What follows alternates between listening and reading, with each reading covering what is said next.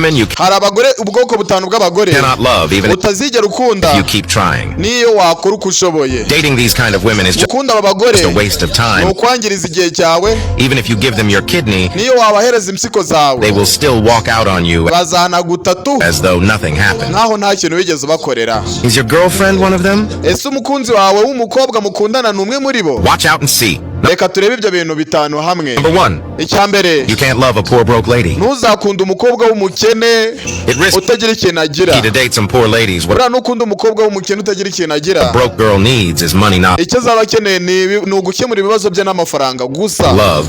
She ntabwo ari urukundo. needs a good job, not a boyfriend. azaba akeneye akazi keza, uwo aba akeneye akazi keza ntabwo aba akeneye umukunzi. So when a boyfriend shows up and start talking about love, what she's considering is how much she can get from him. umukobwa rero umeze gutyo uri kumuganiriza atangira gukora imibare y'icyo azagukuraho, ntabwo atangira aba ameze nk'uri kukugurisha. How can you give love to someone that needs money ni gute wahereza urukundo umuntu ukeneye amafaranga and you think she will stick by, ugatekereza ko urwo rukundo rwawe azarugumaho igihe utazaba ufite ayo mafaranga, especially when you are not giving her money all the niba utari kumuha amafaranga igihe cyose yakenereye? when a better offer shows up? A poor broke lady is umukobwa nk'uwo utagira ikintu afite looking for a sponsor, not a lover. aba akeneye umuntu umutera inkunga umukemurira ibibazo, ntabwo ari urukundo abashaka. She's looking for a destiny helper, not a lover boy. abashaka umuntu wamuhindurira ubuzima, ntabwo ari umukunzi. She's looking for an ATM machine, not abashaka ATM machine, ahantu abikuza amafaranga. a boyfriend. kubera umutwaro. Love language is gifts and surprises. we rero kubona ko urukundo arwitwa impano n'amasiripurize. Women like this only feel loved when someone gives them money and abagore baba bumva bakunzwe ari uko hari umuntu wabahaye amafaranga gusa. surprises.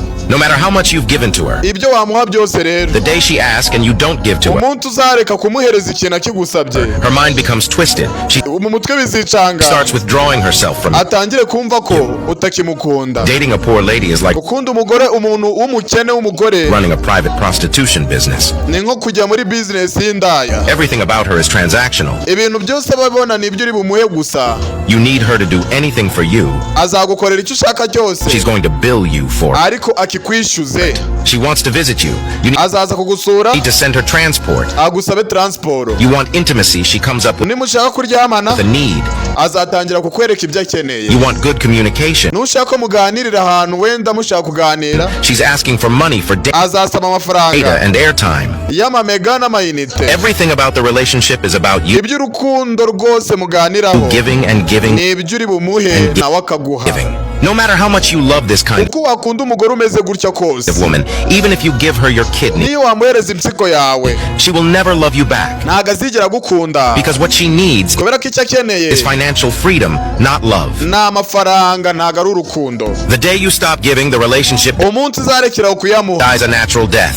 urukundo rwe ruzahita rupfa ako kanya bireba. Number 2, ikintu cya kabiri, you can't love a single mother. ntuzigere ukunda umugore wabyariye iwabo cyangwa There are many umusingo mother, umuntu udafite umugabo. reasons why women are single mothers. hari impamvu nyinshi zituma umugore yarabyariye iwabo cyangwa umukobwa. It could be that she was married and lost her husband. bishobora kuba wenda yarabuze umugabo we, It could be that someone raped her. cyangwa ari umuntu wamufashe ku ngufu, It could be that someone impregnated her cyangwa akaba ari umuntu wamuteye inda akamujugunya. and abandoned her, aside the first instance of losing a husband. rero uretse kuba umuntu yabura umugabo, Loving a single mother gukunda umugore ufite umwana ariko nta mugabo is hard. biragoye. You are going to train and take care of another man's child. uzafata wite ku mwana w'undi mugabo, You are going to make her child love you. uzatuma uwo mwana agukunda. And it even gets worse if the child/children are grown.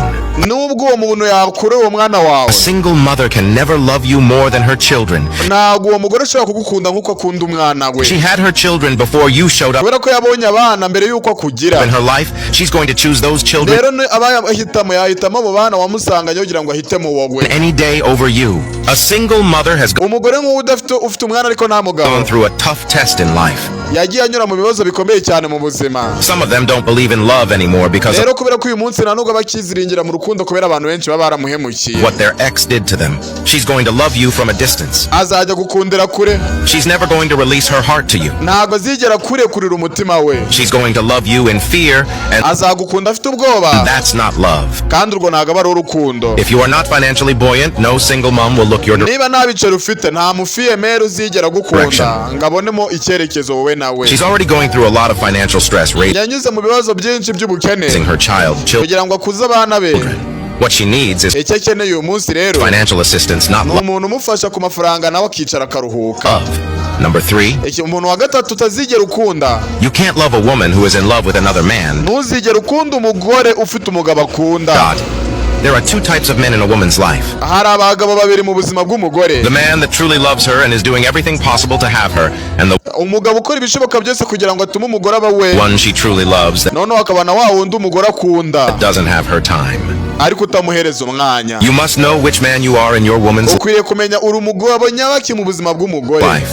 You better be the one she truly loves, Uzakora uko ushoboye ubu umugore akunda, because when a lady truly loves you, kubera ko umugore buriya aba yagukunda.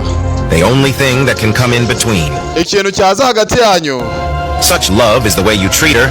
urwo rukundo ruturuka ku buryo umwitaho. If you are lucky to find a lady who truly loves you, Nubona umugore nk'ugukunda, then you found peace of mind. uzaba ubonye umutekano n'umutuzo mu buzima. If you are the one that loves her and she's not reciprocating Rero niba ari wowe umukunda ariko akaba watagukunda, the same gesture, no matter how much you love her, uko wamukunda kose, no matter how much care you uko wamwitaho kose, show her, no matter how much time you are willing igihe cyose wamuhereza, to spend with her, she will never love you. ntago azigera agukunda. This is why when a woman says no to you, it is Niyo mpamvu abagore buriya yakubwiye ngo oya, only wise to walk away. aba ari uburyo bwiza bwo kubivamo ukagenda. Begging her to reconsider you Gukomeza kumwinginga no kumusaba ngo mugumane, doesn't make any sense. ntago biri ibintu biba bisobanutse. If she loves you or Niba agukunda, finds you attractive, she won't decline your proposal. ntago azigera yanga ko mugumana. Always learn to respect yourself Uzajya ugerageza wige kwiyubaha, and move on when a uve mu buzima bw'umugore mu gihe akweretse ko atakigukeneye. lady says no.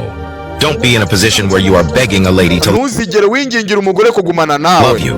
If you love a lady who loves another man, Nukunda umugore ukunda undi mugabo, even if she accepts you, nubwo yakwakira akakwereka ko muri kumwe, just know you are just an option. uzamenye ko ariko ahantu yagushyize ku ruhande hazamutabara byamuyobeye. Number 4, Ikintu cya kane, you can't love a woman who is surrounded by so many ntuzigere ukunda umugore ukikijwe n'abagabo benshi. guys. There are women who only keep male friends. Hari abagore baba bafite inshuti nyinshi z'abasore n'abagabo, They have a lot of men in her inbox who akaba afite abagabo benshi bandikirana muri mesaje. want her. She enjoys flirting with men, Kugenda akina n'abagabo rero biramushimisha, yabagize nk'ibigori. hanging around men and keeping close male friends even when she is dating or married. Niyo yaba afite n'umugore n'umugabo yarashatse, Like we agasaba afite abandi basore n'abandi baba bita. This will have a hard time being faithful and committed to one man. Those men she's keeping around her are your replacements. Kubera ko igihe bizagucanga we mwashwanye, Avoid- abo bantu yashyize ku ruhande nibo bazagusimbura. Avoid women who love keeping male friends, especially when they are in a relationship. Ntuzigere utinyuka umugore ugira inshuti z'abagabo kandi afite umukunzi. No matter how much you love ladies Uko wakunda uwo mugore like this, umeze utyo, they will always walk away when they azakuvamo are tired nakurambirwa, because they have so many other options. kubera ko afite abandi benshi aba yumva baba bahari mu gihe wowe udahari. Number 5, Aba gatanu, you can't love a feminist. ntuzakunda umugore wita ku bagore A cyane. woman who thinks she can challenge a man's authority, a woman who doesn't regard a man Buriya abagore bumva bafata bakayobora abagabo, as the head of the family and give him the due wa undi wumva ko uburinganire bwaje, respect he deserves, will have a hard time being azaguha ibihe bikomeye. in love. You guys will always have issues and misunderstandings.